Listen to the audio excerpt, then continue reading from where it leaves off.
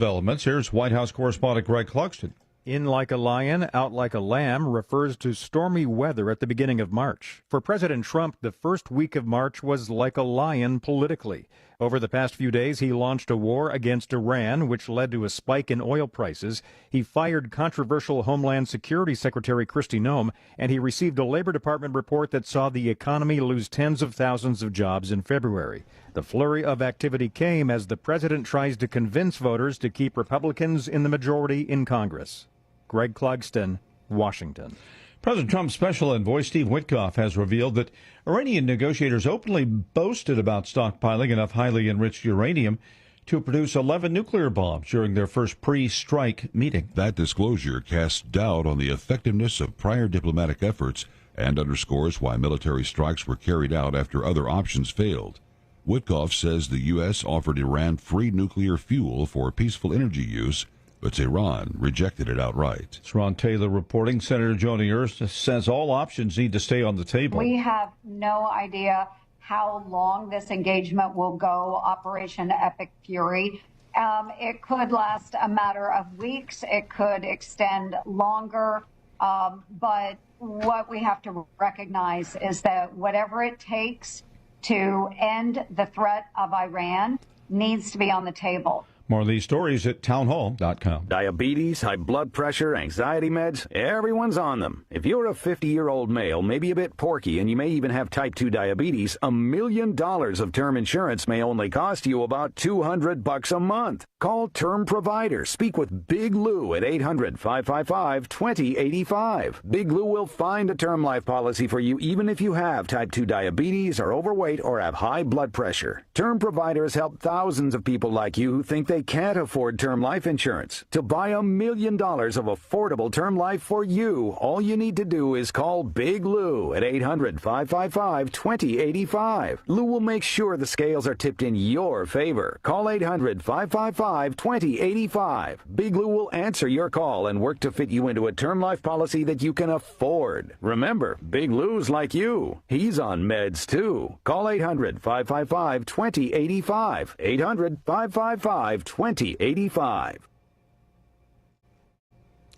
President Trump says he and Congress need to address the expensive problem of paying college athletes. The president brought together lawmakers, coaches, college presidents, and TV executives for a White House roundtable discussion. He warned that the soaring costs of paying college athletes is harming schools, and the problem is getting worse. Republicans accuse Minnesota Governor Tim Walz and the state's Attorney General Keith Ellison of stalling in the fight against fraud in government programs. Congressman Tom Emmer of Minnesota also questions how long those state leaders knew about the problem. We found out that according to the assistant commissioner of the Department of Education at the time, that both Tim Walz and Keith Ellison were advised by their office of the fraud and the illegitimacy of the Feeding Our Future group in April of 2020. Emmer was interviewed on the Salem Radio Network this week. Breaking news and analysis at townhall.com. U.S. Postal Service officials are saying the agency will run out of cash. They say that will happen within a year, unless Congress lifts a decades-old cap and allows the agency to borrow more money, the new Postmaster General has warned in an interview. If it doesn't, the Postal Service might not be able to pay its employees or vendors by February 2027, and the consequences could be dire for mail delivery. Postmaster General David Steiner has reported. And that is Bill Alexander reporting. White House Press Secretary Caroline Leavitt says that Markwayne Mullin, a Republican senator from Oklahoma, is perfect to head up the Department of Homeland Security. Senator Markwayne Mullin has been a strong friend of the president and a big supporter of the president's immigration policies. Not only that, he's exceptionally talented, qualified, and I know well respected by his peers on Capitol Hill from both sides of the aisle. So we look forward to his expeditious confirmation. More at townhall.com. Join your co-hosts Mike Tooman and Paul Burvitt on our weekly radio hour, Chief Guard of the Republic, where we talk about all things national security, defense, personal security, safety, and dealing with law enforcement situations. Call in 847-931-1410. Ask us questions. We will get you answers. Every week, Saturday, noon to 1 on 1410 AM WRMN Elgin. Streaming on WRMN1410.com. Chat with us on WRMN's YouTube live channel. Chicago defense attorney Mark Sheblow has co-authored the book titled DUI Jury Trial, which is a true story of a DUI case that he defended. The accused was an Illinois truck driver arrested for driving under the influence of alcohol. This book contains facts about the case from the date of the arrest up to the jury's verdict, and this nonfiction novel also includes the transcripts from the jury trial itself. The book DUI Jury Trial is now available on Amazon.com and BarnesandNoble.com.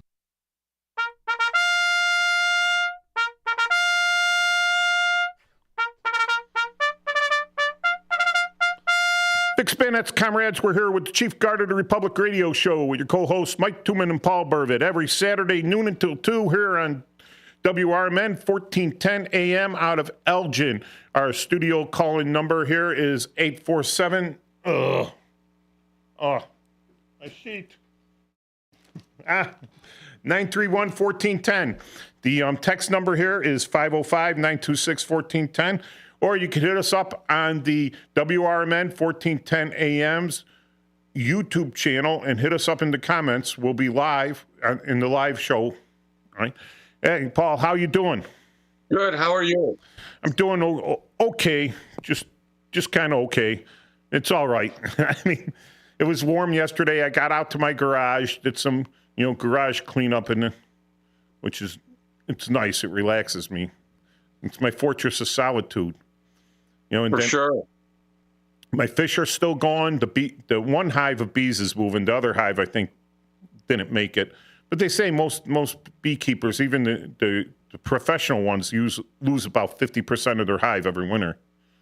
Unless you're living in warmer climates. Yeah, it's the price of the hobby, Yeah. Price of the hobby. Price of keeping our natural resources real nice. So, aside from everything else out there, we're going to talk about promotions in the military. And specifically battlefield promotions, right, Paul? We are. Yeah. So what do you think is the most famous battlefield promotion that everyone in the United States, I'm not talking about other countries, not Great Britain, all right, not Italy, not Argentina. We're talking about just the United States and those battlefield promotions. What do you think is the most famous one out there? Well, I could think of two. Audie Murphy and General Custer. General Custer. All right, so that's going all the way back to the Civil War. And so what they called those? They called those the brevet. Not so much a brevet. That is one word for it. But he was a colonel in the militia, and then he became a general in the militia. So he wasn't regular Army at the time. He was he had a regular Army rank. I forget I think his regular Army rank. He was a captain. It was captain, yeah. So he kept getting promoted in the militia, which is the National Guard, what we call the National Guard now. They did not have an Army Reserve at the time, but they called it militia, and the promotions were in the militia. So it was a promotion in the militia. So once the war was over, those guys all got reduced back to their active duty, their regular Army grades. Some of them, they got promoted in the militia, and then later on, while they were still in service, they got promotion in the regular Army grade. All right, so they kept their militia, they kept their regular Army, or they may have only dropped one grade, but I think Custer went all the way down to lieutenant colonel at the end of the war. So he was a captain. He got promoted up to general, but his regular grade, during the war, got promoted up to lieutenant colonel. So when the war was over, he actually went down to lieutenant colonel, and then he went back up again. So he did get promoted more. And there were guys in there that they were militia officers, which means that the states were required to send so much soldiers, right, in the draft. They supply so many regiments and everything. So you didn't need you didn't need any military training to be an officer, because the governor would give you a commission, and then he would send you off into militia to the regular army to fight with the Army of the Northern Potomac or the Army of the Cumberland or whatever army. So your regiment would go down there and then be and be blinded. Anyways, so you would go down there, right? You would go to your service, right, as a colonel, because the governor said, "Oh, you're a smart guy, or you're a hardworking guy, or you gave a lot to my campaign, and you want to go off to war where I'm going to make you a colonel." And you get there, and then you fought the whole 4 years in the war, maybe got promoted even up to general. At the end of the war, you decided that you want to stay regular army, right? And you never got anything but a promotion in the militia, a brevet. They reduced some of these guys down to private because they wanted to stay in the army. And even though they're a private, they went up the ranks kind of quick, So so Audie Murphy, so the Civil War guys there, and then Audie Murphy is he joined. He didn't even have a high school diploma. He didn't even have a GED. And what I understand is when he joined, they had to petition to let him in. And one of the reasons was that he was the only breadwinner for the family. Like his mother, he's the guy that was going to feed the family. And the money that he would make over there would actually feed his family back home, even as a private. And he went up the ranks. And it's so funny. He went up the ranks and went to got promoted to staff sergeant, which is E6 pay grade. That was below E7. Back in World War II, the pay grades go enlisted. They call them enlisted, right? So E1 to E9 now, all right? With E9 being a sergeant major, command sergeant major to Army. All the same pay, those three guys at E9, except, the time that you have in makes a difference. And the command sergeant major at Army gets special, allowances for everything. So back in World War II, the highest pay grade for enlisted was E7. A sergeant first class, a first sergeant, a sergeant major, all made the same pay.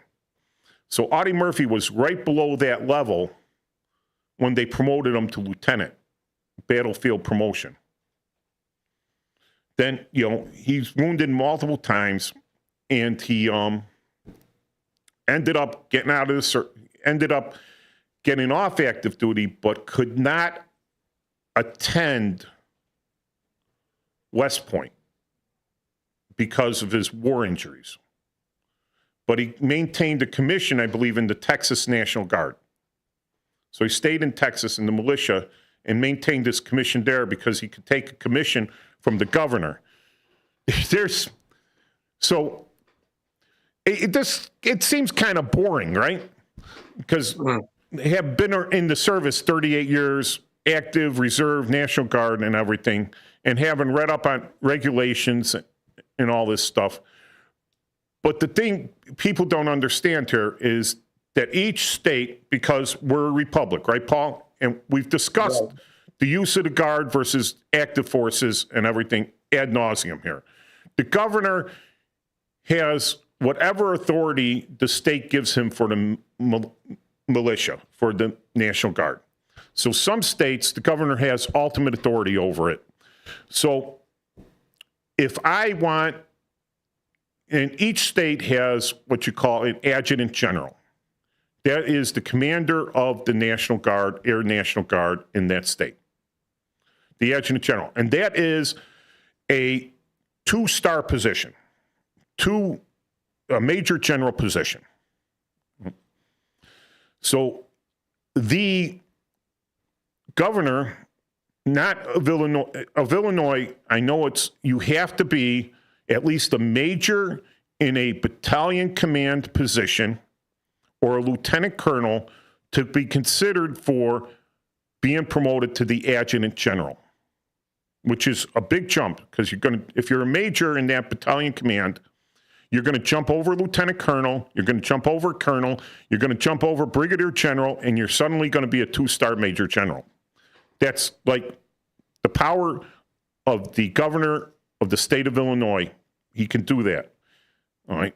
So they did it a couple years back. They made a lieutenant colonel.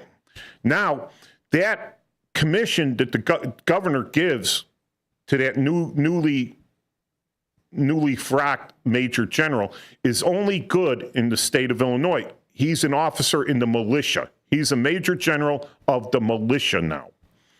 So he goes to a thing called a federal recognition board, which means in case you get federalized, all right, you have recognition at that rank.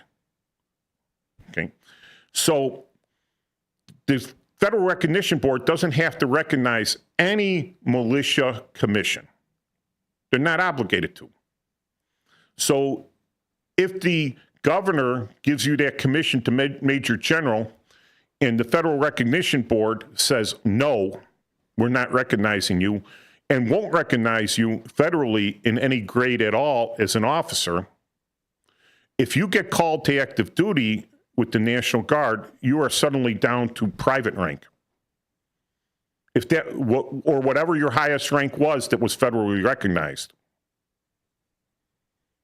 So when they promote officers in the National Guard by a selection process,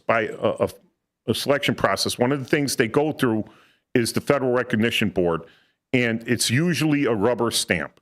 The Federal Recognition Board will rubber stamp you. For these militia major generals, they rubber stamp them initially as a brigadier general. So federally recognized as 1 star. And then after a while, after they've proven that they have the sense God gave someone to pour pee out of a boot with instructions on the bottom, right? Then they make them a 2-star. They federally recognize them as 2-star. All right, so that's when we go all the way back there to the Civil War, and you got these promotions to officers in the militia. That field promotions went on, and it wasn't just Audie Murphy. There were a lot of guys. There were a lot of guys that got battlefield commissioned, all right? 25,500 in World War II alone. Yeah. And they went up to Vietnam, all right? But they stopped in 1973. They stopped doing that. Only to bring it back in 2009. So I had it up on my Magic Apple. Oh, look at there. He's giving a plug for Apple. What sort of liberal left-wing nutbag is this guy? He's got an Apple. He's got an iPad. Oh, my God. I can't believe that guy isn't using it's a Samsung or something. I don't know. It just. You mean Android? Android, yeah, Android system. I actually have a Linux phone at home that I don't use. It's pure Linux. Purism, a pure phone. I bought a pure phone. Yes, I bought a pure phone. All U.S.-made components. Everything made component there. It's challenging to use, but it does work. All right, so there was one I believe, in Iraq, a female staff sergeant got promoted to lieutenant. I think that was... Yeah, that was Michelle Miller Cherland. Yeah, that's it. Do you have any background on her? I know she was enlisted, and then she got promoted, and then I think she's a teacher now. I believe she finally made major. She served like over 20 years, and then I believe she's the first woman. And then I know that there's a website out there, and she goes under the name of Michelle L. Miller. But I believe she's a teacher now. She did one of the universities that's mostly online for the military, and She got a teaching credential, and she's a teacher now. The military recognizes many online universities. like the one formerly known as Excelsior. Now it's known as Regents. I guess Regents sounds better than Excelsior. And you know what their fight song is? No. The check is in the mail. If it bounces, I will fail. So basically, you write them a check and they give you a degree. That's a good one. Yeah. We actually had, I won't mention his name. Everyone that was in the Guard with me knows it, though. Dude didn't finish he took a commission early without a college degree. Now, you could do that, again, in the Guard, all right? You could do that in the Guard. You could do, you could do it, you could have a battlefield commission without a college degree, as we know through Audie Murphy. But he did not do his due diligence to finish his degree in the proper amount of time. So when it came time to promote him to captain, he couldn't get promoted because he didn't have his college degree. So they dumped him down to E5 rank, which I don't think he was ever E5 before. So he gets dumped down to sergeant rank, buck sergeant rank. And he's no longer an officer.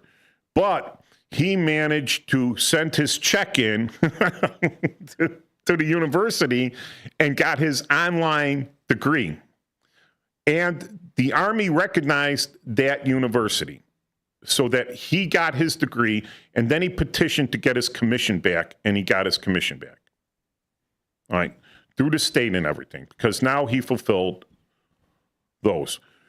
What we have in the Title 10 of the U.S. Code, I think Chapter 35, Title 10 of the U.S. Code, is that the president has the authority to temporarily, all right, what did they call it? Assign, not recognized. He temporarily assigned them a rank. So brevet them, all right, brevet these people ranks up to the rank of Major General. And you don't even have to have been in the service. He could take you out of nowhere. Zip. Let's say, how to put this? There's a piece of equipment out there. It's a real good piece of equipment, and only you know how to use it. You're the guy that knows how to use it, right? You're the guy that knows how to control it. It's going to be expensive, but it's going to win us all sorts of wars. But you're not in the service. But it's going to kill a lot of people, so they don't want you doing it as a contractor or a civilian, because that's kind of like now you're guilty of murder because you're not in the service. You're not sworn. So what the president does is he says, zap, you're a lieutenant colonel now in the military. Whatever rank you need to run that machine, he could zap you to it for 2 years or the entire time of the war, if it's a declared war conflict. He could brevet you to that rank. And that as soon as the war conflict is over, you're done. You're back to whatever you were before. Right? So he could do that. Right? Unless you're on, let's say, he could promote you. Suddenly they need a battalion commander. And everyone that they found in the MERC, Military Intelligence Readiness Command, all right, above the rank of major, all right, they found to be just a mouth-breathing drooler, all right? Knuckle-dragging, mouth-breathing drooler, all right? Because they all got assigned to the MERC. So they can't find the competent one to take over command of a battalion that's deploying. They need a competent guy. They could brevet a lieutenant, a second lieutenant, first lieutenant, or a captain, or even a major, up to that lieutenant colonel grade to be that battalion commander. And he is promoted to lieutenant colonel for the period of time that he's needed above everyone else. All right? He's not on a list or anything. They just brevet him because they need him to do their job. And, like all these other junior officers see him go all the way up. That was with, but he's the guy that's supposed to be in command because you have 3 levels of command, three levels of leadership, right? Well, no, all right. There's rank, right? There's one rank, right? So you have 3 captains. Who's supposed to be in charge, right? Well, you don't know. They're all the same rank. But you have a major, captain, and lieutenant. Well, you say, well, the major should be in charge because he has the rank. All right. Then you have like a date of rank. All right. So you have all three captains. They're all the same rank, but this guy made it a day before everyone else. 1 day. Even 1 day. He gets sworn in 1 day before. Well, he's got date of rank. Even though the other guys may have more seniority, more time in service, they may have been enlisted before, he's got date of rank on them. So he kind of be in charge. And then there's the leadership, the guy that's in charge by position. So every unit has a position, right? Commander, that's a billet, that's a slot. You know, they have numbers assigned to these things and everything. There's only one commander slot in that unit, all right?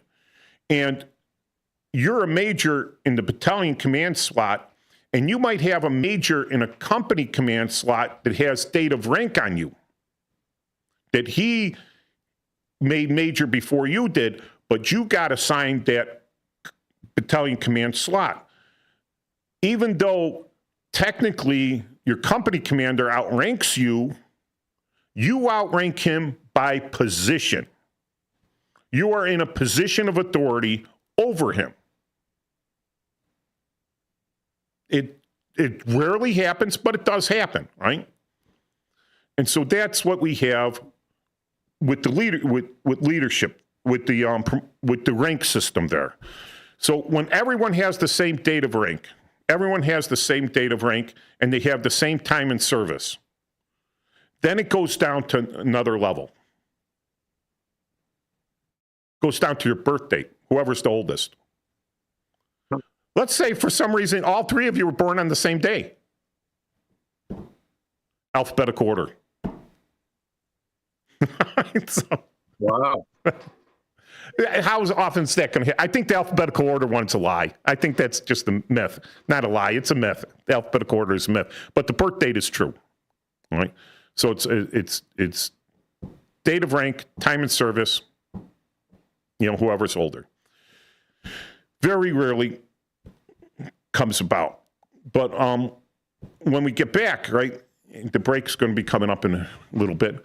I want to talk about the different types of leadership that there is, all right, and why people get promoted on the battlefield ahead of others, or for whatever reason, without bringing in someone, while someone would get a battlefield promotion.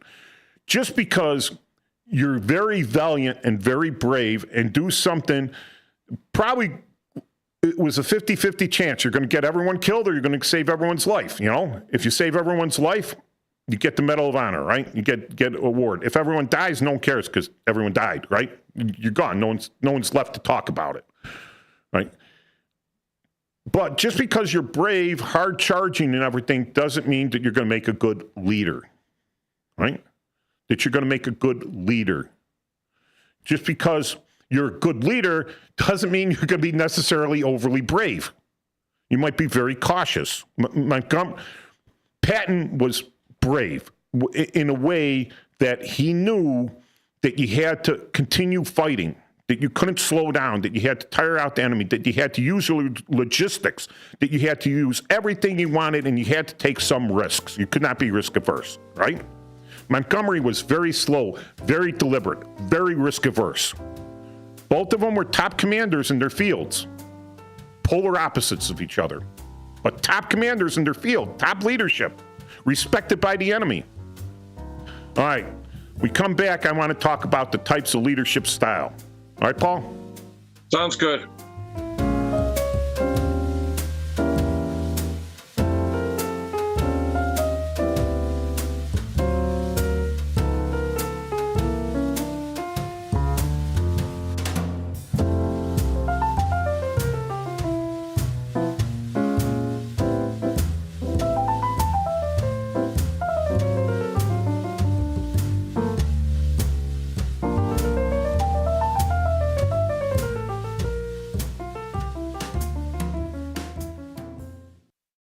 Want to read some action-packed, exciting pulp fiction? Read the works of Michael Tooman, now featuring their international crime thriller, I Married a Bot Madam. Available on Amazon in hardcover, paperback, and Kindle editions. The paperback is also available at other book retailers. Check out Michael Tuman's webpage at Scilink.net. That's Papa Sierra Yankee Lima India November Kilo dot November Echo Tango. For nearly 50 years, the DuPage Senior Citizens Council and Kane Senior Council have been dedicated to serving seniors in DuPage and Kane counties. Established in 1975, the DuPage Senior Citizens Council is a volunteer-driven 501c3 non-for-profit organization committed to helping older adults live with dignity. From providing nutritious meals to offering support services, the Kane Senior Council is there every step of the way. With programs designed to enhance independence and quality of life, they're proud to make a difference in the lives of their senior neighbors. To learn more or to volunteer, visit them at 418B Airport Road in Elgin or head to their website at caneseniorcouncil.org. Give them a call at 630-338-0999. That's 630-338-0999. That's the Kane Senior Council, caring for seniors because they deserve to live with dignity and respect. Visit caneseniorcouncil.org or call 630-338-0999 today. If you've turned 65 recently like me, it's important you find a Medicare Advantage plan that gives you the coverage you're looking for. But finding one can be difficult. The best thing I did, and I suggest you do the same, is call a licensed insurance agent and let them walk you through your Medicare Advantage plan options. There are so many benefits you have access to, so make the call now and let the representatives explain everything to you. Our licensed insurance agents can offer you a variety of Medicare Advantage plans. Plus, the call is free, the information is free, and there's no obligation to enroll. We're here to make it easy for you to select a Medicare Advantage plan that may work for your needs. Finding a Medicare Advantage plan can be easy if you do what I did. Make a quick call right now to learn more. Thank you. 800-433-3082. 800-433-3082. 800-433-3082. That's 800-433-3082. Your kids could get free or low-cost health coverage from Medicaid or CHIP. Even if you've applied before, they may be eligible now. Kids up to age 19 are covered for checkups, vaccines, dentist visits, hospital care, and more. And if they already have Medicaid or CHIP, remember to renew every year. Visit insurekidsnow.gov or call 877-KIDS-NOW. Paid for by the U.S. Department of Health and Human Services. Ever tried balancing a dozen eggs in one hand while hopping on one foot? Or maybe juggling cats while riding the unicycle? Sounds ridiculous, right? But guess what? That's exactly what texting while driving is like. Your human brain only has the capacity to focus on one thing at a time. So when you're behind the wheel, give driving your undivided attention. Don't drive distracted. A message brought to you by the National Highway Traffic Safety Administration, Project Yellow Light, and the Ad Council. Join your co-hosts Mike Tuman and Paul Burvitt on our weekly radio hour, Chief Guard of the Republic, where we talk about all things national security, defense, personal security, safety, and dealing with law enforcement situations. Call in 847-931-1410. Ask us questions. We will get you answers. Every week, Saturday, noon to 1 on 1410 AM WRMN Elgin. Streaming on WRMN1410.com. Chat with us on WRMN's YouTube live channel.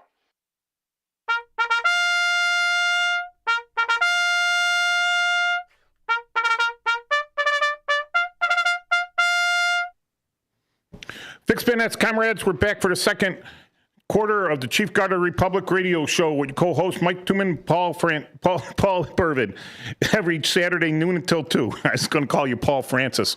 That was my dad's middle name. With Michael Anthony and Paul Francis, or yeah, that's my dad's middle name also. My middle name, Francis. Right. I love the name Francis. It's awesome. St. Francis was awesome. He was the warrior monk. He was in the military before he saw the light. Not that being in the military makes you not see the light, but he wanted to devote everything he could to Jesus. All right. Amen. Amen. Okay. Every Saturday noon to 2 here, AM 1410 WRMN out of Elgin. You could hit us on the studio number 847-931-1410 or the text number 505-926-1410, or hit us up on the YouTube live channel and the comments and everything. And Paul keeps an eye on that for me. Anyways, all right. So a little shout out, as I do every week, to my brothers at the Dunkin' Donuts Veterans, 7039 on Dempster. Every Tuesday, that's a Dunkin' Donuts. I'm going to put up a subdomain page just for the Dunkin' Donuts with the information that we could put up there. Nice. It'll be subdomain to Cylink. I'll just make a little leaflet there. Every Tuesday, 9 until whatever, but usually it's guys get there at 8 o'clock. You talk with all these older veterans, some younger veterans too, like myself, the very young 62. So it's a good time. I suggest everyone get out there. A shout out to my peeps over at the Blue Box Cafe.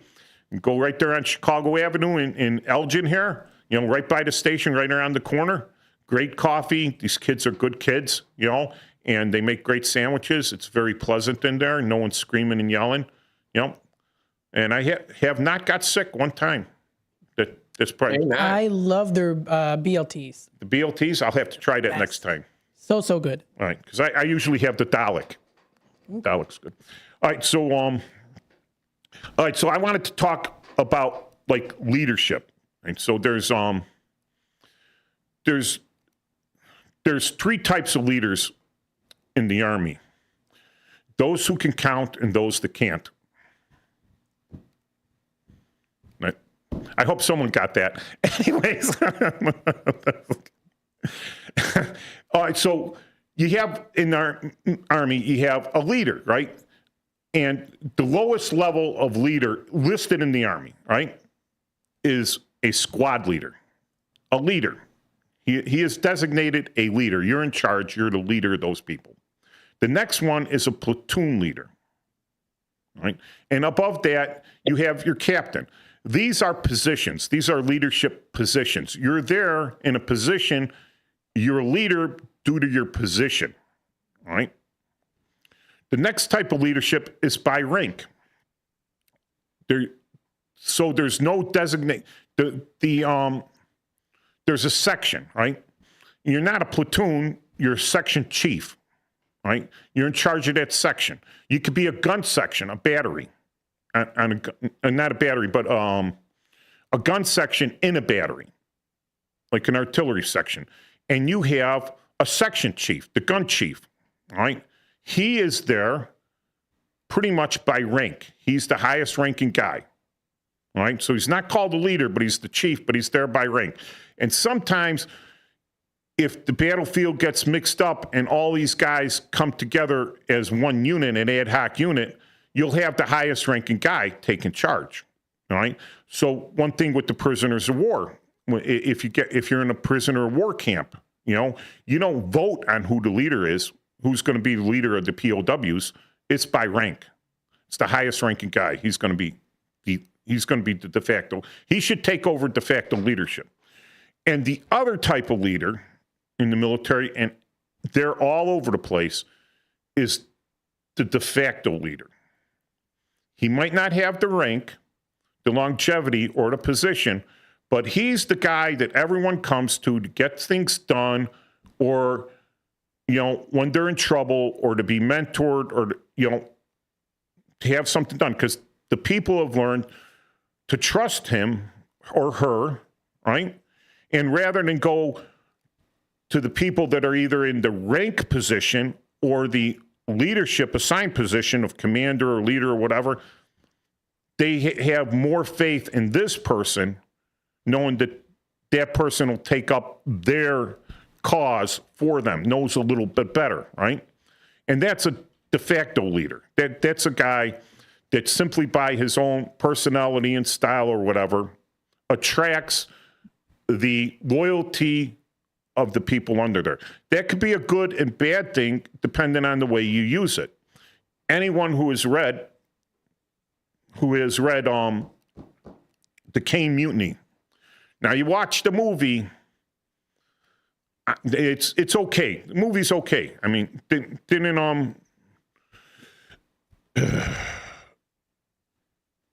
Humphrey Bogart, isn't that one of his Academy Awards? Captain Queeg. Yeah, Captain Queeg. Didn't he win the Academy Award for Captain Queeg? I don't know. Anyways, there was a guy on the ship, spoilers, if you haven't read the book, you should, but there was a guy, and not that Captain Queeg was the best guy. I mean, the book, right off the bat, shows that this guy is a self-centered kind of do as I say, not as I do kind of guy, right? Mm-hmm. But he had a guy who was the, quote, de facto leader amongst the officers junior to Queeg that was working in the background against him, all right? Against him. So he was a de facto leader, but he was not working to support the mission or anything. It gets all quagmired there. But, you know, you could have a very hard leader, right? But you should try to work with them, not against them. You're not. It reflects a lot going around politically today when it comes to leadership. All right, you have your choice. You don't like the leader. You think he's incompetent. Well, you could work with them to make him better. You could work for the mission. You can ignore your hate of the leader, right? And you realize there's a mission there. All right. Humphrey Bogart won the Academy Award for The African Queen. He was nominated for the Caine Mutiny, but he didn't get it. Okay. Well, that's a shame. I think it's hard. It's hard to get an Academy Award for being the bad guy. He was also nominated for Casablanca, and I think that's an excellent film too. Well, when Casablanca came out, it was I don't think they even listed it as a B movie. It was a movie that had to be made because of the contract that they had with the movie, the movie show, right? So they had to make that movie. What they didn't realize that and these actors, they all acted, back then it was a crew of always the same actors, you know? How many movies has Humphrey Bogart, Sidney Greenstreet, and Peter Lorre been in together? At least 4 or 5, maybe more. Yeah. And I mean, then you have, all right. So yeah. Two best lines from that movie. I remembered the day very well. You wore blue, the Germans wore gray. Mm-hmm. And I sensed that this is going to have a beautiful relationship. When they're going off, you get the impression they're going to fight. I have the feeling this is the beginning of a beautiful relationship. Yeah, yeah. Yeah. Like, especially the one I remember you wore blue, the Germans wore gray. That's a good one, man. Yeah, that's good. I still like why you shut me down? What's wrong? You know? And he goes, I'm shocked. Gambling. Shocked that gambling is going on here. You're winning, sir. Oh, thank you. Yeah. No, so and that movie, all right, there you have a de facto leader. All right? Rick was the de facto leader in that whole onslaught there, right? Everything going on, you know? You had the German leadership, but Rick was the guy kind of said, all right, so you can work against your guy and the mission fails. And because the mission fails, people get hurt. We lose the war. We lose a battle. We lose anything. You're working against the guy because you don't like him, because maybe he is incompetent, but you're tripling his incompetency by working so hard against him, right? Now, you could work fixing his messes all the time, which I've had to do. You know, that's 10 times the amount of work because you're fixing the messes before they cause the mission to fail. Because my personality wasn't that I can get into people's minds and make them do the right thing. There's just so many people out there that are leadership. They have leadership by position. They were put in that role, right? They don't have it by competency. They don't have it by longevity. Sometimes they have been in as long as anyone else, right? They're by position. And because we had another guy that was senior to this guy that wasn't the commander, all right? He was up to be promoted for major, but he didn't want that command position, all right? That's kind of laziness. And that, to me, showed me that the guy that turned it down wasn't a leader at all. He wasn't a leader. He had the rank, but he wasn't the leader because he probably would have done definitely. My dog could have done a better job than the guy I was with, than the guy I was under. My dog could have done a better job, honestly. And but he was there. Believe me, I know how that goes, man. And believe me, I know how that goes. He was such a detracting from our actual mission. It was unbelievable. Then you have, like I said, you have a leader there. To the point of sometimes you wonder if the guy's really not working for the enemy. That's how bad they are. Oh my God.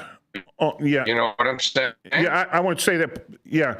But all right. So then you have like longevity, right? Guy that's been there the longest. But unfortunately, the guy that's been in the longest, doing this the longest, that ended up to be me, you know? But I couldn't get anyone to listen to me. Every time I said, one thing I learned about leadership and to be a de facto leader, all right? People start coming to you because they realize that you've been right on so many levels, that you're right. But the other thing is, if you show your people, anybody, just a little bit of respect, a little bit, no matter who they are, where they came from, what they look like, how tall, how fat, how bad their breath is, right? If they're doing their job, that's the main thing. They got to do their jobs, right? Don't waste your time on the people that won't do their jobs. Scream at them, whatever. You yell at them. Spend all your time trying to make them do their jobs. They won't. And the mission is failing. Spend your time supporting the people that do their jobs. Give them the opportunity to do their jobs in the most efficient way possible. Give them high cover. When the bosses come and they try to mess with your people, because bosses will do it for no reason whatsoever, because they just have this big thing about it, you back the bosses off. You say, hey, my people are doing their job. All right? You want to take it out on me. They call it taking the heat rounds. High explosive anti-tank, right? I'm there. I'm an armor, right? Once you high cover for most of these people, not all of them, there's always going to be that one or two people that betray you, for whatever reason, right? So once you give them the 90%ers, right? Once you give 90% the high cover, the support, the little bit of mentoring, they will be loyal to you. They will be loyal. Now here's the trouble. You have developed your own cult of personality, which you can't control these people when they realize that the commander now is useless, right? They stop giving the commander respect. This is the tightrope you always have to walk in the military. The guy might not the guy or girl might not deserve any respect at all, but they are in that position. And ultimately, it was the President of the United States that put them there, right? So you have to give them at least the respect of that position. Now, I'm not going to be a Kelly. Yes, not every order they give is a legal order, because some of them are so dumb, right, that they will give a blatant illegal order, but that's where you just correct them. You just say, sir, you can't say that. That's not right. I had a lieutenant colonel scream at me to falsify intelligence. And I says, no, I'm not doing it. And then I had to tell him, put it in writing. If you put that in writing, I wasn't going to falsify intelligence. I'd just take the writing and bump it up the chain of command and let what fell well. But I could do that. But if the people underneath me did that, right, then they're disrespecting the commander. I can't allow that either, right? So you got to walk that tightrope as a de facto leader, right? Then you have de facto leader. Then you have what I like to call, the Army calls them SMEs, right? A SME. I'm the SME. Are you Mr. SME? I'm a SME, subject matter expert. There is no SME in the Army in enlisted ranks and warrant officer ranks. There's no SME. There's a SAMF, a smart-ass MF. That's it. There's no SME. You're the SAMF, right? And you're the guy that has all the knowledge in your head. All the knowledge. You know how to put the cryptophiles in the radio. You know the rules of the law of warfare to a T. You know how to tune that Hummer engine. You know how the headspace and timing on machine gun, whatever you're working with, right? And the commander might only have a general knowledge of all this stuff, overall general knowledge. He knows enough to get slapped in the face at a bar, right? Just like I know enough Russian to get slapped in the face at a bar. He knows enough about every little subject, just enough to get him in trouble. But he's got the guys that have been there forever. And this happens in the National Guard, too. You could have a guy that's a specialist. We had, in the reserves, a specialist. He is a specialist. He's only an E4. He's not even an NCO. But he's the supply guy. And he's a smart supply guy. He was just a little chubby, right? And because of that, they didn't want to promote him to sergeant. All right? But he had all the knowledge in the world of logistics. He knew everything.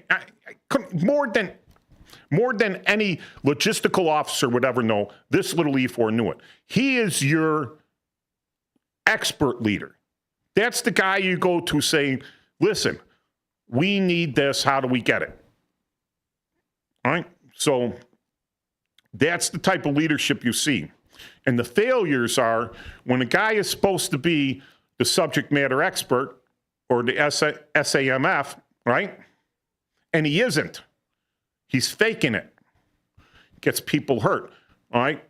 And this is like we had a guy that battlefield promoted himself. It's in Afghanistan, right? And he's supposed to be with the G2, all right, intelligence. And he's supposed to be the senior human intelligence guy there, the technical expert for human intelligence. And everyone says he's the expert because he's wearing CW5 rank, the highest rank you get as warrant officer. He's wearing it. And I'm a W2 on the list for W3. And I've been enlisted for 17 years before that. And I had an opportunity to talk to this guy on several occasions and realized he didn't know anything. He was clueless, right? Clueless. What I found out after the deployment is that dude was only a W3 and wore W5 rank the whole time. And the colonel, the 06, had given him the respect, and the commanding generals had given him the respect as if he had been a multi-year, long-term W5 warrant officer, top of his field and everything. And anyone else that said anything, they went to him. He was supposed to be the expert. That's the damage he caused to our system by pinning him. They didn't prosecute him because he never took the pay. He never took the pay. He battlefield promoted himself. Battlefield promoted himself by putting the new rank on. 2 grades up, and they don't do that with warrant officers. They do it with commissioned officers. And this is in Title 10, Chapter 35. I can take a warrant officer 1 and make him up to the rank of Major General. Boop. There you go. You're warrant officer 1, Major General. But I'm the President of the United States. I can take a Sergeant First Class and promote him to the rank of W1 because I'm the President and I tell the Secretary of the Army to do that because that's his authority. I could promote I believe, an E1 up to E6. So I could take a private and make him up to a staff sergeant. because I'm the commander. And through the president, I'll have that authority. So, yeah, there's ways to do it. This guy didn't have any of those ways. And that's when it's not that they didn't have someone to do that job at that rank. They called him up at the rank he was to do that job at W3. But once, because they called him out of the individual ready reserve, no one knew who he was. So he was able to pin himself W5 because when he got over there, they just said, well, who would wear that rank if they weren't? Yeah, there's, so when you are supposed to be the subject matter expert and you're not, you could be as that leadership position of being the expert. If you're not the expert, you cause grave damage. But then people start learning that he's supposed to be the expert, but he's not. So they start coming to who the real expert is. And I'll tell you a story about that when we get back, because that one was hilarious. That had a lieutenant colonel pulling his hair out. And okay, we got 2 minutes. So we got anything to say on that, Paul? I mean, in civilian world, you had to run into those types of leaders and non-leaders. You're talking about something interesting. Did you ever see the movie Between Heaven and Hell? No. It's a 1956 movie, and it's Robert Wagner was a sergeant, and then he struck an officer and he got demoted. So they sent him to a company that was in for punishment in the Philippines. Okay, and it's headed by Broderick Crawford. Okay, and he's a captain, and his name goes by the name of Waco. Okay, and he's so afraid of Japanese snipers and everything because all the officers are getting picked off by these Japanese snipers. He won't let anybody salute him. He just tells them to call him Waco and all that stuff. And he's kind of mistreating. He sends Robert Wagner out on a patrol to go to this town, and he's trying to make like Robert Wagner's a slacker. And he goes, "Did you go to the town? I don't believe you." And he goes, "Yeah." And he takes like a sign from a church and he throws it. And so that he said, "I went," and then they had a different respect. But sadly, Waco gets in a Jeep and gets shot by a sniper. Nice. All right, when we're back, we're going to talk about some more, like some real world events and, how people get promoted, without actually going through the boards.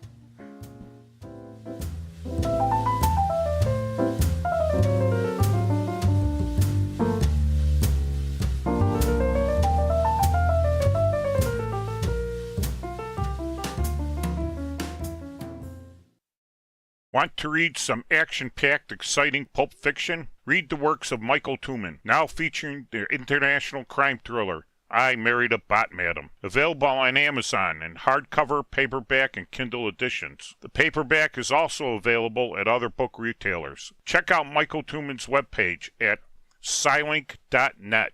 That's Papa, Sierra, Yankee, Lima, India, November, Kilo, November Echo Tango. Join your co-hosts Mike Tooman and Paul Burvitt on our weekly radio hour, Chief Guard of the Republic, where we talk about all things national security, defense, personal security, safety, and dealing with law enforcement situations. Call in 847-931-1410. Ask us questions. We will get you answers. Every week, Saturday, noon to 1 on 1410 AM WRMN Elgin. Streaming on WRMN1410.com. Chat with us on WRMN's YouTube Live channel.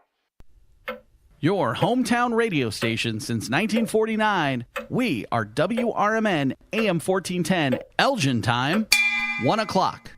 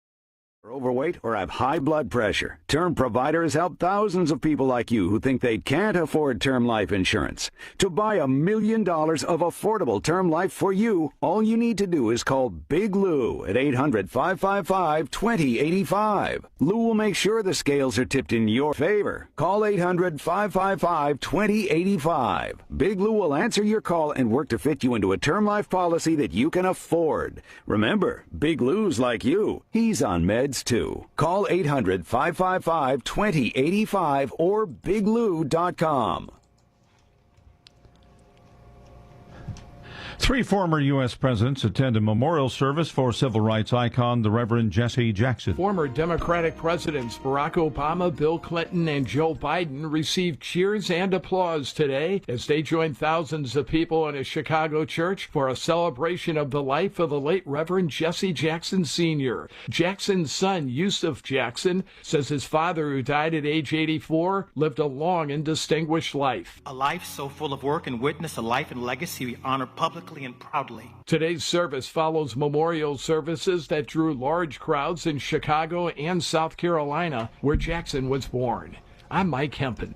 Oil shot to its highest price since 2023 after surging again because of the Iran war, and a week update on the U.S. job market, all combined on Friday to knock stocks lower to cap Wall Street's worst week since October. Breaking news and analysis at townhall.com.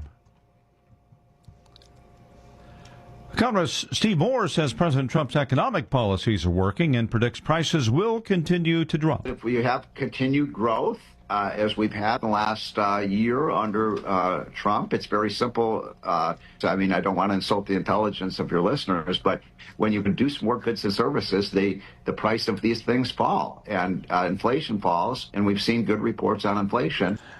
California Governor Gavin Newsom's criticism of President Trump over gas prices getting fact-checked. Governor Newsom attempted to criticize President Trump over potential gas price impacts from the U.S.-Israel military action, but was sharply rebuked by the U.S. Oil and Gas Association. The industry group highlighted California's heavy dependence on foreign crude and history of high fuel costs, undermining Newsom's intended political jab. That's Ken Lorman reporting. More on these stories at...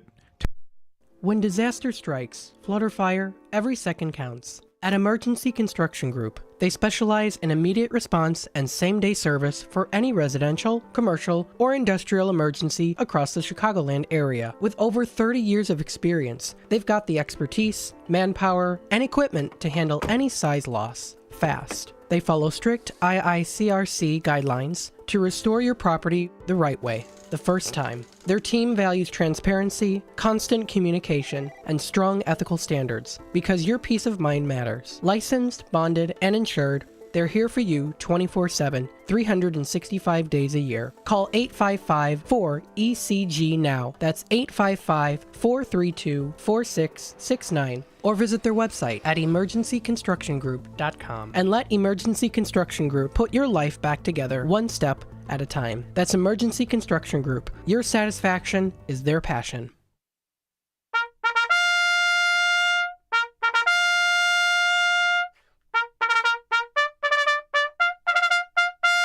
Fix Bannett's comrades, we're back for the Chief Guard of the Republic radio show with your co-hosts Paul Burvin and Mike Tooman every Saturday noon until 2 on WRMN 1410 AM out of Elgin, the Fox River Valley Media Network. Our call-in number here is 847-931-1410, and our text number is 505-926-1410. Hey, Paul, all right, so I was talking about some stories of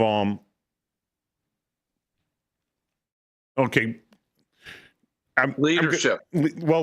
Promotions and leadership. All right. So we got before I went over to Afghanistan the first time when we won the war, the guys at Guard Bureau asked me, because I was going over as commander of a detachment. It was actually listed as a company, but how do you have a company with 6 guys? So I've got what they call UIC code for a company, for a forward deployed company. I'm the commanding officer of this.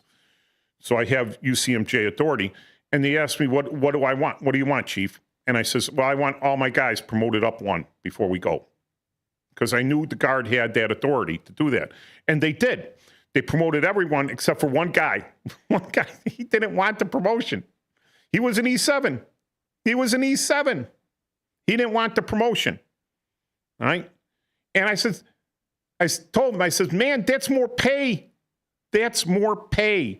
And if you make that rank now, you have more chance. If you make E8, first sergeant, well, it was master sergeant. If you make master sergeant, you have more chance to be a sergeant major in the future. You have that, you're closer to the goal, the top rank goal. And he's like, well, I don't want the responsibility. See, there's a lack of leadership there, right? Yeah. If you're a leader and you don't seek to, if you're going to be a leader, if you're any type of leader, you should consider getting more responsibility, right? Talk about other issues when this didn't happen. So now, this guy, we deployed with him. He's got some quirks. He's not a bad guy, right? I wouldn't say he's a bad guy. And he did some stuff at his E7 that the colonels and generals wouldn't have been able to do. And probably got a lot less recognition than he should have because he ticked people off. He went over to Georgia. All right, not Georgia, next to between South Carolina and Florida. The place in the Soviet Union, right? The former Soviet Union, Georgia. And I thought, oh, great, we're Russian linguists. All right, we're going to go over there and we're gonna stomp the hell out of the Chechens. We're going to help the Georgians stomp the hell because at that time, war on terror, right? The big war on terror, right. And you can't deny that the Chechens weren't a big terrorist group. I mean, they killed people in a school. They took over a school, killed men, women, and children. Children in a school. In a school. So you want to argue with me that the Chechens weren't terrorists? Go ahead. All right, so I thought, hey, so they bring over George because, I'm too aggravating. They bring over the sergeant first class. And he's old country. He's an old country guy, man. And he's older than me. He's an older guy, right? He didn't enter into the Army National Guard till he was 32 years old, right? He knew how to get along with all the senior guys in the Georgian military. He knew him, they treated him just like one of their own because he looked like him. Dude looked like Omar Sharif, right? Dude looked just like him, talked like him, drank like him, knew how to behave exactly like them. Tried to advise the Special Forces guys, listen, this is how you deal with them, all right? This is how you deal with them, how you make friends with them, or at least get their respect. Didn't listen to him at all. Now, the colonel, lieutenant colonel over there, is listening to the Georgian officers. Tell him this, tell him that, everything, right? Meanwhile, the sergeant first class is rubbing elbows with everyone, talking to everyone, walking around the streets of Tbilisi and everything, right? Talking to people there. Just talking to the average people. When the, who was it? The ambassador, was it Dugashvili? Shivenkashvili. All right, so the brother to the sergeant major of the army was working for the State Department in that area, all right? And got real along with the sergeant first class, got along with them fine. And so they would chit-chat all the time, right? And so this lieutenant colonel would be talking to this high-ranking guy in the State Department at the embassy there, and the Shivenkashvili would come out and said, that's not what that sergeant first class says. That's not what he says. I don't want to use his name. I don't want to. That's not what he says. That's not. And the sergeant first class was right every single time. Every single time. He's absolutely 100% correct. To the point that they sent him home. Right? The lieutenant colonel had to send him home because he was getting fronted off too much. Right? He took his sharpest tool out there. He took his SME, right? His subject matter expert, his leader that he should have listened to, right? The subject matter leader that he should have listened to, but he's the command, position, and rank leader, right? So he can't listen to this guy. That shows you his leadership style. After that, they kicked the 10th Special Forces out of Georgia. Leave. You're no longer welcome. Because they didn't know how to behave. Now, having worked with them before, the Georgians are, Army, military guys are arrogant, right? They're little arrogant guys. Would you want milquetoast in your Army, Paul, or some guys with arrogance? No, you want some guys with some backbone. Yeah, these guys have some backbone, right? And so, yeah, now you match them up with the Special Forces type of arrogance, and it's just a clash. You know, they're just clashing. But they had someone there that could have, if they listened to him, he would have mediated everything. There's a subject matter expert, right? Now. He was the true urban translator, as we would say. Oh, my God. So now the same guy, right? The story, same guy stays on, he disobeys me. I give him a direct order, right? I am his company commander, right? And I says, we're demobbing. We're going home. We got orders. We've been on active duty our year. We're going home now. We're all going to Fort Bragg to out process. He says, no, I'm staying here. I go, what? Okay, whatever. I'm not going to fight with you. Because I know, really, short of, it's kind of hard to get into his brain, right? But I know him. I'm like, oh, he'll learn. But two other guys, the Special Forces, convinced that they could stay. And I says, that's not going to happen. It requires a 4-star general to sign off on your extension orders. That's not going to happen. They're not going to sign off on your extension orders to sit at Fort Carson, Colorado. Right? Taking up space. They're not going to do that. They didn't believe me. So I go to Fort Bragg to out process with the people that followed me, right? And they go, hey, where are these other 3 guys? I go, well, they didn't come. Did you tell them they had to? I go, of course I did. I even sent an email to one of the guys that they have over in Bosnia right now. They go, what? They got a guy in Bosnia? I go, yeah. Yeah. Well, okay. So, all right. We out process. Go home. It's kind of cool, right?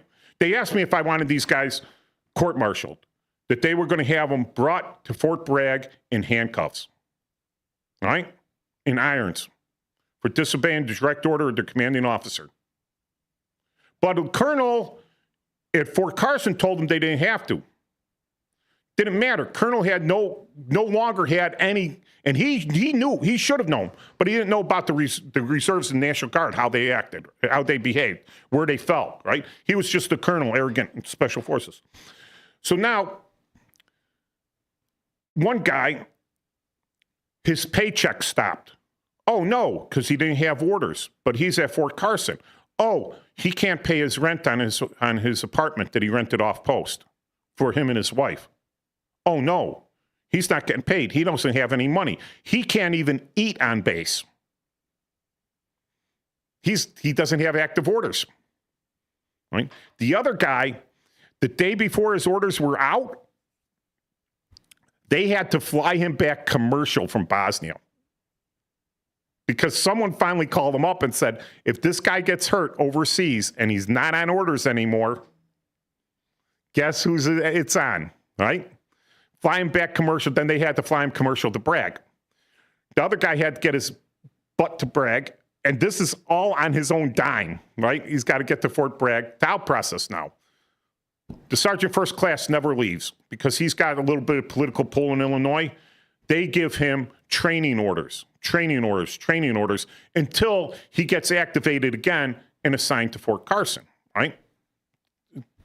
Back assigned there. So he wheeled and dealed for himself, but not for the other 2. All right? Not for the other 2. Because he wasn't that type of a leader. He didn't want responsibility for anyone. So now, 10th Group is supposed to go over to Iraq. They messed that up. They messed it up. They showed up late. All right? They had to retrofit all their equipment in Romania, all right? So we go down to Romania. Now, this Sergeant First Class gets along with the Romanian officers fine, gets along with all the Romanians fine. They finally go to Iraq. They leave this guy behind in Romania. He hooks up with the Romanian field marshal, who comes over to visit his troops in Iraq and is talking to Rumsfeld. There is a picture on the cover of one of the Chicago Tribunes of this Sergeant First Class literally in Rumsfeld's face, in his face, with his hands up, talking with his hands for the Secretary of Defense. That close to him, with his hands up above his waist, because he's translating for the Romanian field marshal. And this is the guy the 10th group decided to leave behind.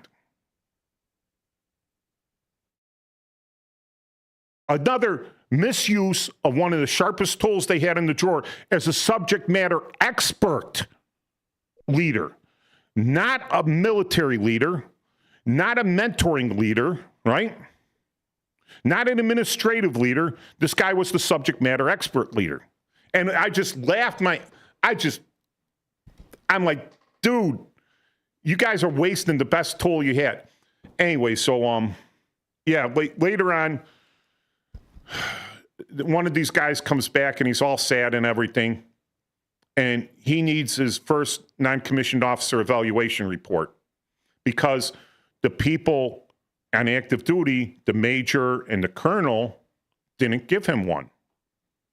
So now he needs this in his records if he ever wants to get promoted to staff sergeant. So he asks me to write it up for him. Man, that was a tough decision day, Paul. Because what am I going to put? This first bullet statement? Disobeyed the direct order as his immediate commander. Boop, done. You're done, dude. I got it documented. But like when I was at Fort Bragg, they wanted me to bring these guys in handcuffs and have them court-martialed because they came on active duty for their country for a year. Really? Because they snotted off to me because I understood they're believing these active duty guys. I didn't take it personally that they didn't believe me. They're not as experienced or as smart as me, and I know the Sergeant First Class's motivations. I know his motivations, all right? And I know he'll probably fall on his feet, right? But he's not going to look out for these two. So I says, okay. I says, they got all these evaluations. I'm just going to give them successes on everything and not put a single bullet statement in there. And you know what? He couldn't even challenge that. But the bad thing is, there are code things in the Army. If you see one of those evaluations come across your desk and you're on the board and you're deciding who's going to get promoted and you see that evaluation come across the board, guess where that guy goes? Bottom of the pile. Because obviously this guy was so that no one even cared. But I gave him an average one, put in a couple average bullet statements so it would look decent. But there, here, even when I was in the position of leader, document the highest ranking guy, the guy with the most time in. I had more time in than Sergeant First Class. Still, I couldn't get two of these guys to listen to me because someone else was in background working against me. One of them, especially that one guy that came back looking for his NCO, he was the one that did it to me. And I was standing on the carpet with the colonel and the lieutenant colonel. The lieutenant colonel of 10th Group there was a National Guard guy. So they called him up to active duty to be the deputy commander for the 10th Special Forces Group because 10th was calling up a lot of National Guard Special Forces guys. So I'm getting chewed out by this colonel for jumping the chain of command by contacting Special Forces Command to find out why we're still on active duty. All right? Which they didn't even know. They're like, what? It's like 6 people slipped through the cracks, right? So they didn't know. No one reported that we were there and everything. No one cared. And I'm getting chewed out by him. And the lieutenant colonel stops this colonel and he says, you know what? I think Chief was absolutely right. I wish some of your officers would take care of your people like he takes care of his. And I'm like, nice. I was like, Oh, my God, thank you. I'm sitting in my head. Sometimes I didn't get an award. No one wrote me up for an award. I didn't write myself up for an award, But guess what? That statement from that lieutenant colonel, who I respected, had more impact on me than an entitled deployment. There's a guy that knows how to earn a little bit of respect, gives you a guy a little hard cover, and he's going to be loyal. Right? The colonel was a screamer. He was a screamer. And he messed up big time. You show up 3 weeks late for a war. Come on. I can't talk about why. I know why. And it's hilarious. Because he wouldn't listen to SMEs again. Didn't listen to the SMEs. The subject matter, or in my case, the SAMF. All right. So, now,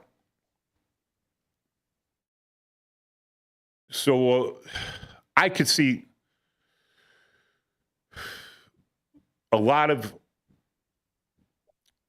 there's a lot of good reasons for battlefield promotions, but they're not in the way you see them.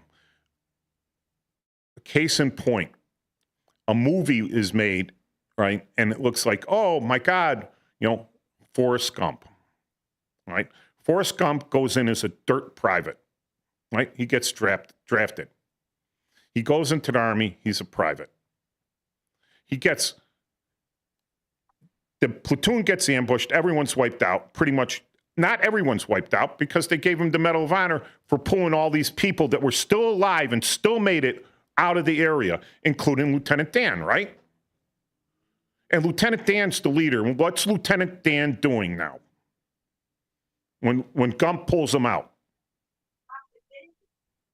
He is calling in an airstrike to wipe everyone out. The Vietnamese and him and his troops. Right? So he's very brave, right? He's going to go down. He's wounded. He's going to go down. He's going to die in glory. Calling in an airstrike on his own position.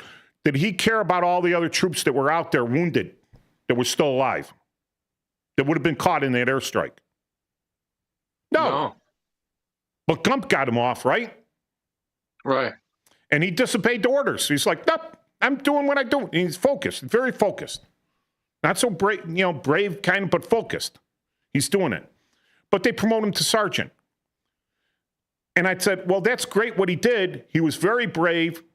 He did what he was, he did the right thing the whole time, got the Medal of Honor, but nope, don't want him as my squad leader. Nope, nope, nope, nope, nope, nope, nope, no. No. In that situation, I'd still have to go with Legless Dan. You got your choice, Gump or Legless Dan. Legless Dan tried to get us all killed. I'll still go with Legless Dan because there's a chance he'll keep us alive. This guy, he'll walk us into a minefield with good intentions. But yeah, so the guy did everything great. He's a hero. He's all that. But does he make a good leader? Does he make a competent mentor? Does he make, right? Does he make, a guy that fixes the problems, right? It's able to get, you got a pay problem. He's able to get you paid. He knows where to send you to if you have issues. He knows how to inspect your stuff and, everything you should have. Doesn't. But yeah. Right, Lieutenant Dan. Lieutenant, commissioned, maybe went to VMI, military academy, all this military training and everything, hardcore, talking about socks and everything. And in the end run, he gets everyone killed. Was it his fault that he walked into the ambush? Who knows? But he's trying to finish the job for the enemy by calling an airstrike. Was it necessary? Could be. Who knows? It's fiction, right? It's fiction, but it's the type of leadership you have. You have indecisive leadership. You have decisive there.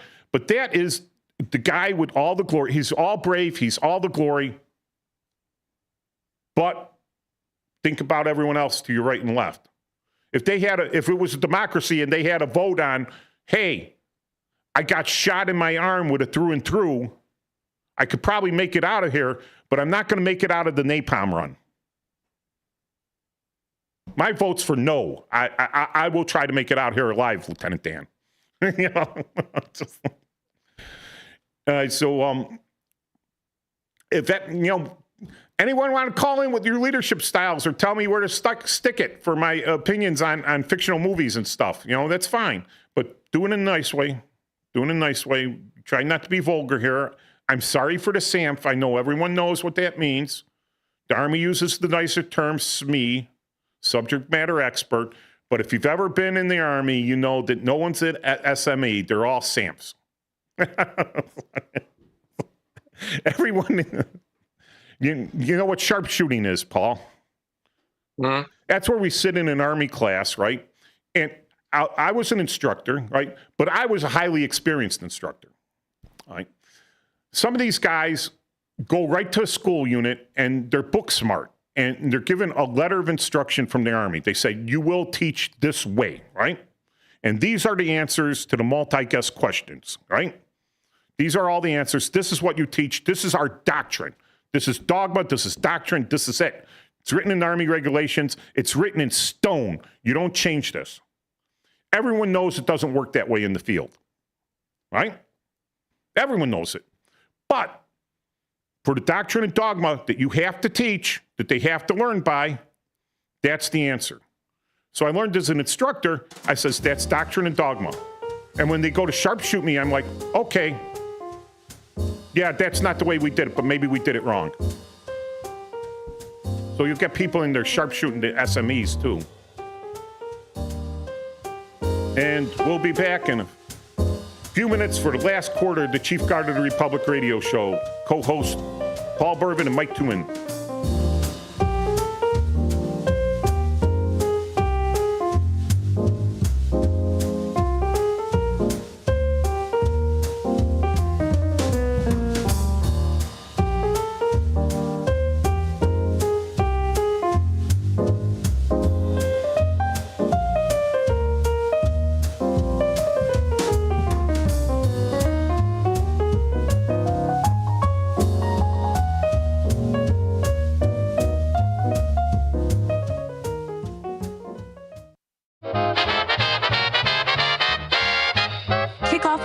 With a little flair.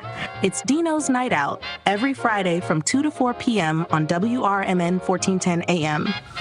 Dino brings you the best of the Fox Valley's entertainment scene. Live music, local artists, street festivals, great eats, and the personalities behind them. If it's happening, Dino's talking about it.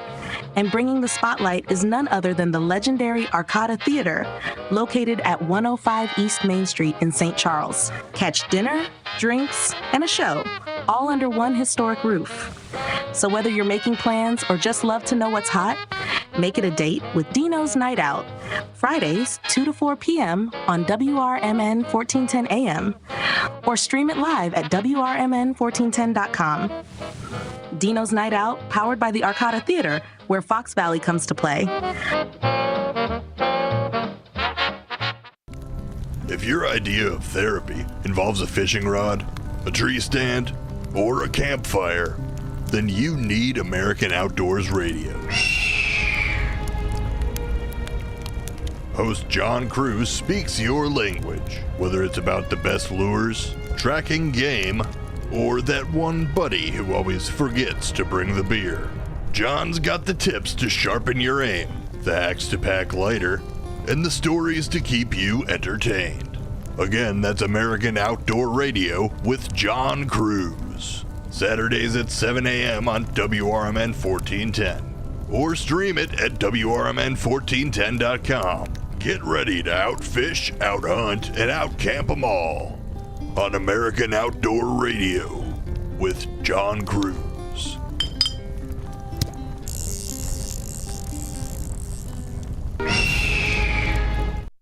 Your kids could get free or low-cost health coverage from Medicaid or CHIP. Even if you've applied before, they may be eligible now. Kids up to age 19 are covered for checkups, vaccines, dentist visits, hospital care, and more. And if they already have Medicaid or CHIP, Remember to renew every year. Visit insurekidsnow.gov or call 877-KIDS-NOW. Paid for by the U.S. Department of Health and Human Services. Paid for by Michael Pierce for Congress. I'm a lifelong Illinoisan, a college graduate with advanced degrees earned while serving my country, and candidate for U.S. Congress. I retired from the Army with the rank of Lieutenant Colonel and active in veteran organizations working for the benefit of veterans in need. To go to Washington, fight for Illinois, and eliminate bloated bureaucracy left over from our prior administration, I need your vote. My name is Mike Pierce, Republican candidate for Congress 11th District. Let me work for you and bring real change to Illinois and Washington. I am asking for your vote, and I approve this message. Are you suffering with anxiety, depression, PTSD, an eating disorder, or even a substance abuse problem? If it's causing problems at work or with your family, get help now at Insight Mental Health and Wellness. We can help and treat all types of depression and mental issues. We'll help you use your insurance to get away from it all to a beautiful, sunny, and tranquil vacation-like environment so you can recharge yourself. And with a Family Medical Leave Act, you could take the time off you need from work. Plus, with the Affordable Care Act, your treatment could be 100% covered. If you're suffering from any kind of anxiety, depression, PTSD, eating disorder, or even a substance abuse problem, use your insurance and get away from it all. Come to sunny California. Call Insight Mental Health and Wellness now. 800-419-0287. 800-419-0287. 800-419-0287. That's 800-419-0287.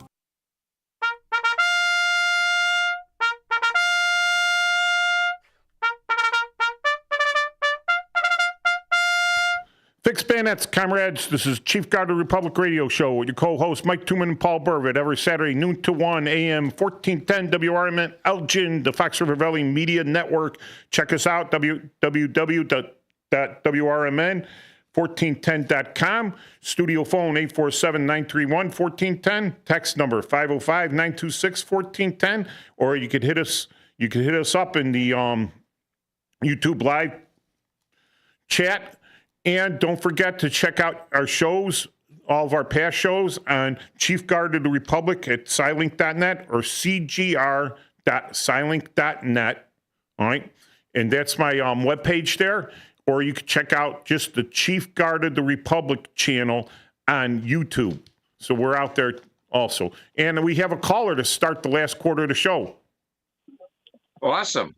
Hey, Mike. Hey, Paul. How you doing? Hey, Larry. Larry's one of those SME leadership guys, the subject matter expert guys. Kind. You know what? When I used to teach in the Army and later on for the federal government, I was a teacher, and I had all the students write down DFWTS. And I said, what does that stand for? I said, it stands for Don't Fool with the System. We had to kind of clean up a little, but the F stood for other things. But I wrote DFWTS. Don't fool with the system. Now, you're always going to have sharpshooters or I know better than you type people. I used to see that all the time. And, that's the way it is. But I want to point out something that I'm going to make a statement about this war with Iran. Okay? Okay, Larry. People don't realize that this regime was probably built on the most important when Ayatollah Khomeini hated the Shah. I'll go back in time a little, okay? And the one thing he never forgave the Shah for was opening up a dialogue with Israel, okay? When this regime took over in January of 79, their first target was Iranian Jews. That's what you meet. Almost every Iranian Jew who you meet, and there's a lot more in California or here, will tell you that the Ayatollahs took Jews, had nothing to do with Israel, and like Saddam Hussein did the same thing when he took over intelligence services after the Six-Day War. He identified people who had nothing to do with Israel, said you are spies, and shot them. No trial, just shot them. Okay. Ouch. And this regime has engaged in terrorizing Argentine Jews in 92 and 94. They went over and blew up a Jewish community center. So the main target of this regime has been Jews. Not only that, I hate to tell you this, but if someone's threatening to blow me up with an atomic bomb, guess what? I'm going to blow you up first, and that's exactly what happened. Well, we talked about that a little last week when You realize that Iran sits on the second largest oil deposits in the Middle East. They have no. Why are they pumping money into a nuclear program for electricity when they could just burn their own crude and make a lot more electricity and do a lot more with that stuff, right? So no one with sense believes that they were doing a nuke program for energy. They were doing a nuke program to enrich the uranium for a nuclear bomb. Flat out, all right? Flat out, it's as good as gospel. It's absolutely, there's no other reason, you know. Who was the prime target they were going to use it against? Well, nothing too. People you need a delivery system. Well, they do have a very short border across the Straits of Hormuz to get very close to Israel, right? What is the distance from their closest? You know, it's not. It's like maybe 200 miles, right, at the most. I'm sure. All right, so I would have to look up on a map there, but yeah. So otherwise, it's the delivery systems, right? So they're working on ballistic missiles. You know, that could hit regions outside of their area, long regions, all right? And that would include us, all right? Yep. So, yeah, what would happen if they just nuked Diego Garcia? Right? You're right. What if they nuked Cyprus? Well, I just came back from there. You see, nothing too. People, when you say the word nuke, the fallout's going to be all over the Arab world. Okay. Yeah. So, anyways, depending on what type of warhead they used. Yeah, but all right. So no, I agree with that, and I'm, you know, it's hard. It's hard for me to say. You know, every other public outlet is out there. You stop talking about that. So me and Paul thought we'd talk about something slightly different. Be a little, you know, give a break to the narrative that's been going on ad nauseum. Not that I don't want to talk about it and everything. And I agree, Larry. We have been in a de facto war with Iran since 1979. All right. So that's 47 years. 47-year war. De facto war. Not open force on force conflict, right? But they, you know, they're supplying the Houthis, they're supplying Hezbollah, Hamas, all this other stuff, and you know, and especially in Afghanistan, all right. Oh yeah. So yeah, no doubts about that. But here, Larry is one of these, like you said, he's a SME, a subject matter expert. But you know, he's a leader he's also a de facto leader.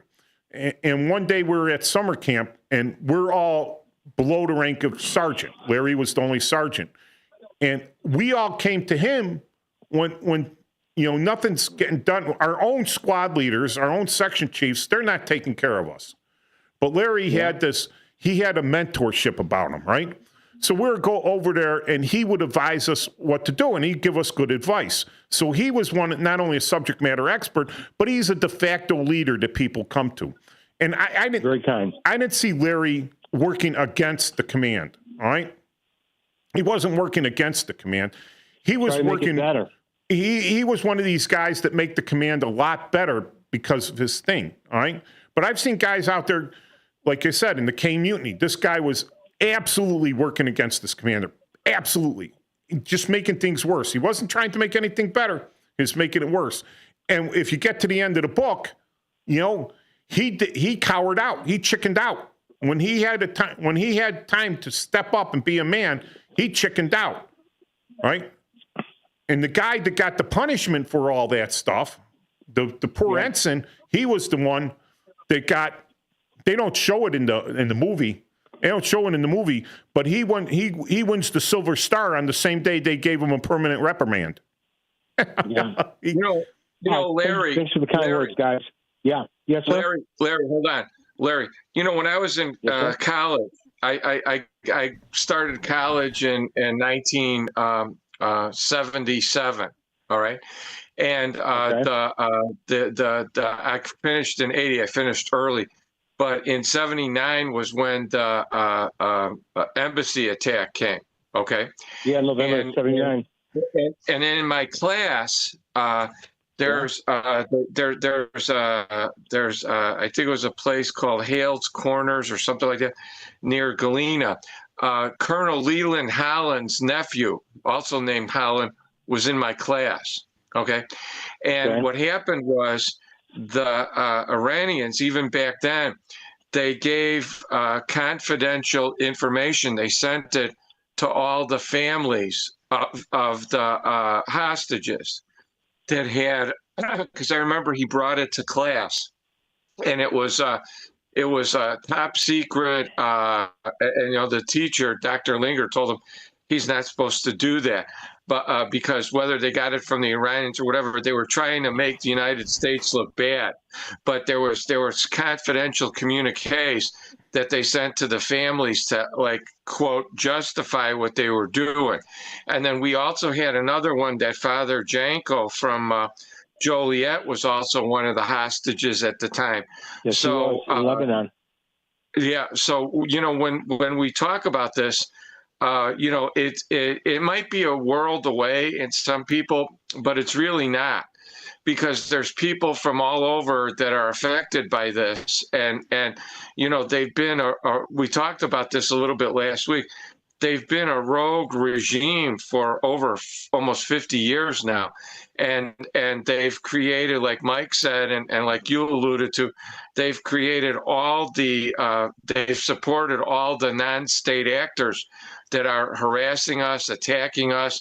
They blew up the embassy, the Marine barracks. They did the coal. They did everything. So they've been a thorn in our side for almost 50 years. And it's about time that they get around and get out of there. How that's going to happen, I don't know. I just hope it happens with the least amount of American losses and civilian and allied casualties. Yeah, and there's an old Arab saying I want to throw in there, Paul and Mike. You know what the old Arab saying is? They're saying they used to say 100 years is a short time, because what that means is that in 100 years the generations are gone. Everybody's dead, but then there's a new generation to take over. So that's an old Arab saying. 100 years is a short time. Yeah, well, there'll be others to take our place. They're hitting us when we still have memory of this stuff. Like, they're hitting them while we still have memory, all right? So we're in our early teens, early 20s in 79, all right? And, this has been going on. So it's our whole adult life. We've been in a de facto war with these just pains. Now, here's warnings, beyond warnings, because our own press can't keep their mouths shut about anything, right? No. So we have to do things in such unbelievable strict secret, right? But everyone knows it. And these guys were so incompetent that they had not prepared for the absolute devastation that was unleashed upon them. They've had 50 years to build up a significant defense against us, right? 47 years, significant defense, with all the oil money that they were making off of China, India, and China and India, selling them all that oil money, getting all that money in there. They exported a lot of it for their clandestine, backbiting, not fighting up front, guys that they could have some sort of, the plausible deniability, fighting this whole proxy war. But they never looked at their arrogance, their hubris, that could I possibly be undone, made dead, disappeared, checked off, erased. They're like, no, I got all these humans, boom, oh, you're gone, all your human shields are gone. And now, right? I just wonder. All right. Yeah. So now, here's the thing. It's the nihilist system. The next guy that steps up and says, I'm in charge, he goes down too. It's whack-a-mole. Next guy pops his head up, boom, he goes down. Until one guy, before he pops his head up, throws up that white flag and says, unconditional surrender, let's talk. And here's the thing, that's not going to happen, because here's the guy that's going to throw up the white flag. finally, the people will get upset enough that they're going to round these guys up. There's going to be, like, they just killed 30,000 people. I guarantee you that they didn't kill all their families. They didn't kill all their friends. That there are a few people left out there with a deep and burning hatred that are just waiting, hatred for and need for revenge, that are just waiting for the opportunity to step in and say, we have a new government, deal with us. That, that's scary. That's scary to me, because if that happens, they might invite us in boots on ground to do their fighting for them. Say, nah, we'll give you precision airstrikes. You tell us where you want to hit, we'll make it into rubble. I still disagree with boots on ground, even when it comes to the State Department, to nation building, because the State Department messes that up. They've never gotten it right. They haven't gotten it right. So let the people build their own nation. We should have done that in Afghanistan. What did we do? I agree. We provided some special operations guys, all right, that gave them precision airstrikes in place of heavy artillery, that caused the Taliban to rapidly fold, right? Which is the same thing we should do now, the same exact thing, except I would say not even send in the special forces, drop a couple radios to guys that and say, okay, give us where you want, we'll put it there. Right? That's where the State Department, that's where the CIA should have already identified these people. Get in communication with them, get the precision munitions on where you want us to flatten, and then let the people do it for themselves. And then let the people choose their own form of government. Don't nation build them. These aren't cavemen. They're not. There's a lot of educated people came out of Persia. There's still a lot of educated, smart people there, all right? Let them choose their own form of government, the way they want to run. Don't put we do have, we have a good template, but don't give them that template, because when that template fails in their country, they blame you. And you're trying to force them into a template. You're trying to force a square peg into a round hole. You're like, it won't go in. It won't go in. The State Department goes, you push it hard enough, it'll go in. Right? And that's what they use the military for. Well, why would we clone ourselves? Why would we clone ourselves? Let the people have the government that they choose. They chose the wrong government in 1979, and they all learned. They didn't choose any government. It was the mullahs, and they said, we're going to be an Islamic Republic. Hey, that's right. I bet you. They chose the government by allowing that to happen. All right? They weakened the system and stepped in, and the mullahs and everyone stepped into it. That's the same thing that happened in Afghanistan.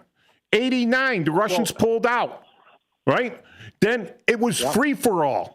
It was a free for all. You had all the foreign fighters still there, all the, Okay. And I got a question for both you and Paul. I want to ask you both a question, okay? And you guys are both historians. How many followers did Lenin have when he took over Russia? About how many followers, Paul? How many followers did Lenin have? How many people did he say? He had one more. He had one more than the people in the Duma.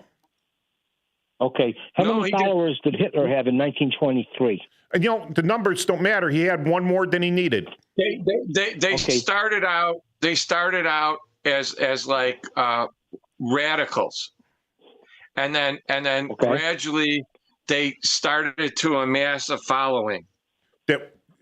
So the Soviet Union was very specific and targeted. All right. So it wasn't even the communists. It wasn't Lenin that did this. All right. Let me explain, because it does have a little bit of overlap of what happened in Iran way back then. All right, and what happened in Afghanistan. Okay. So the Germans sent in Lenin and Trotsky. All right. They went in there. Yep. Lenin went in there. Right. But before Lenin had done that, you already had the rich peasants in the Duma, all right? The rich people that occupied the places in the Duma, all right?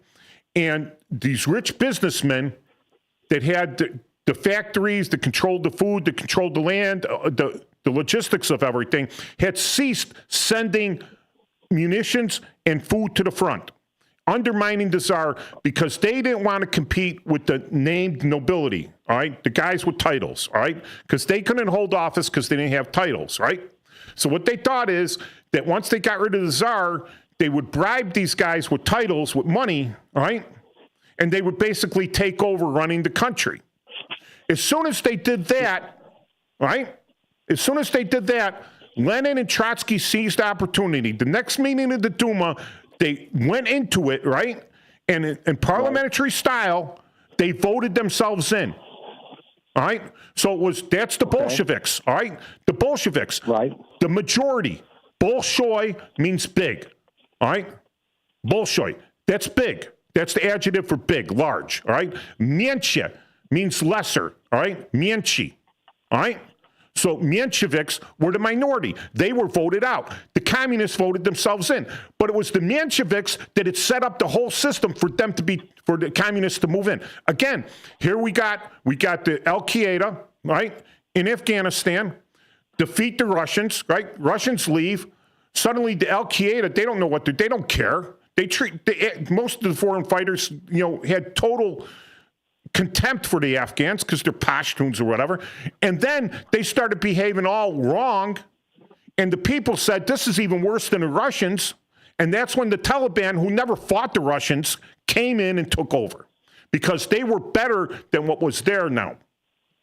All right. Then you have this war in the north with the Northern Alliance because they kind of liked, the freedoms they had under the Russians. Right. So same thing, you look in Iran, all right? So the Shah is there, right? And you got a royalty there, and you got a control, a monopoly of the wealth and everything, and people are kind of upset at it, all right? Because they're sick of this royalty snubbing in their faces. The Shah leaves, they depose everything, they go riot in the streets, they take over the embassies. Yeah, we're the student revolution. And boom, here comes in the mullahs because they're organized. They're organized. They got their churches and they got their followers and they see an opportunity and they take over. And now suddenly these people that thought, we wanted more liberalism. Because the Shah was too conservative, so we wanted liberalism. We wanted to liberalize Iran, but all of a sudden, these ultra-right wings come in and take over, and now we opened up the door for them. They opened the door. They knocked down the walls to let the enemy in, all right? And they're like, oh no, we're being oppressed now. Well, okay. Because you were disorganized when you did this, because you couldn't keep them out, because you never had a thing to do, because you were just acting on your emotions. So we can't have that happen now. We have to, they have to set up something, right? Not just an emotional state that's going to be even more oppressive. It's a terrorist thing. That was one of the reasons why the Shah, yeah, go ahead. I don't know. We're talking about 1979, and they even bring up the Crown Prince. Forget the Crown Prince. If he wanted to be back in power in Iran, he would have hired an army and went in there and invaded and taken over. Why did they even mention that guy? I don't care. You're a prince. Whippy. You're the Crown Prince of Iran. He's like the government in exile is why they're doing that. Yeah, okay. And what sort of government does he have in exile? What sort of setup has he been working in the background? Does he have a Senate already set up? Why did the Weimar Republic fail, guys? Have we taken his government in exile and taken his troops, right, in exile that he's recruited and trained and put them on landing craft that he's paying for and launched them in and had them go in and now march and take Tehran and drag in an army just like the man who would be king, start off with some forces, snowball it, steamroll it over, take over the regime. No, he hasn't done that. Does he have credibility? No, because you know what? These simpleton liberals, way left liberals, they look at, monarchy. Look how good he looks. Oh, look how educated and proper he behaves. He's a prince. So what? Ivan the Terrible was a czar. Great leader. I got you guys going, huh? Okay. All right. What I'm saying is, where are... Remember, Remember, 1917, the Tsar went too far. Purge when you urge. The Tsar did try to say, let's liberalize the country. Because the Tsar went too far. Right. Don't forget to do the Fox Trotsky. Why did they fail? Right. They had too much democracy. Mike. Exactly. Because Trotsky died in 40. Right. Of a splitting headache. In Mexico City. All right. I'm going to hang up, guys. You guys did a great show. Thanks, Larry. It's good to have Larry at the end of the show to get me all spun up on that. But honestly, where are these? Why do we not have? Hey, we were ready to drop the entire Polish Airborne Brigade. We promised that we dropped the entire Polish Airborne Brigade into Poland to support the liberation of Warsaw. Instead, we dropped them on occupied German drop zones at Arnhem. Dean, Jose, Larry, and Brendan, thanks for your loyal support. Thank you. Have a great week, everyone.